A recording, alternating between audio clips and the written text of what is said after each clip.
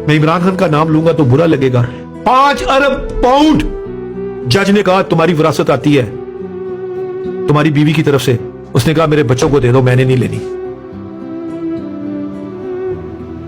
5 अरब pound आज से 25 साल पहले। आज आप उस पर कोर्ट कचहरी कर रहे हैं। इल्जाम लगाते हुए थोड़ा सा ख्याल करना चाहिए, इस तरह नहीं। जमाइमा खान 5 अरब डॉलर 5 अरब पाउंड इमरान खान के हिस्से में आते थे शादी की वजह से। सेपरेशन हुई तो जज ने कहा, उसने कहा नहीं मुझे नहीं चाहिए। तो फिर जज के अल्फाज थे, जमाइमा तुम क्यों सेपरेशन ले रही हो? कहती मैं पाकिस्तान रहना नहीं चाहती।